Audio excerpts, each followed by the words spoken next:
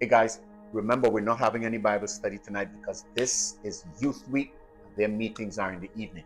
But we want you to pray for them. And while they're having their meetings, we want you to remember them in your prayers. Yeah, we'll be back next week. And so we'll get some stuff done then. Until then, we're going to hold on to the reins and believe God for them. Amen? Good. Let's get back to that. He says, no, in all of these things, overwhelming victory is ours through Christ who loves us, who loves us, who loves us. Could you imagine? Or let me give you some personal experiences. I have been disciplined so often, and not once did I think the person who was giving me, who was administering the discipline, hated me or disliked me. The moment I knew that I had done something wrong, I knew I could depend on the consistent pursuit of my own development, that the discipline will come. And sometimes we view walking through these things as if it's not an act of love. It is an act of love. Sometimes we think the hardships coming our way is God being vindictive, or God put it, or we're being overpowered by the enemy. No, sometimes it's God leading you. Sometimes it's really God putting us through it so that he could build the muscles that we have. Do you know that muscles only come because of resistance?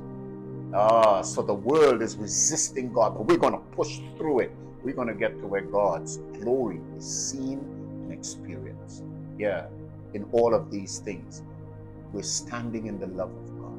I want you to remember, it's God's love that got us here.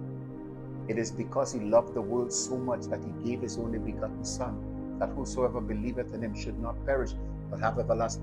It was God's intention to love us into his will, to love us into his kingdom. It was God's intention not to judge us, but to love us so that we might escape judgment. Then he wants to make us, he wants to give us overwhelming victory. He wants to make us more than conquerors. He wants to hand us the victory, but we've got to enter the free. I challenge you today, walk in the love of God. Respond in the love of God. It is because of his love we are going to retain the position of overwhelming victor. It is because of his love. I tell you, do not look at the discipline of God as God casting you aside. Look at the discipline as someone who loves you, who cares deeply for you, and who do not want you to end up there. That's why he'll always create a way so that we're able to escape the dangers of darkness. Hey, we're more than conquerors. Stand in it, walk in it, work in it, live in it, for the honor and glory of God. Amen. God bless.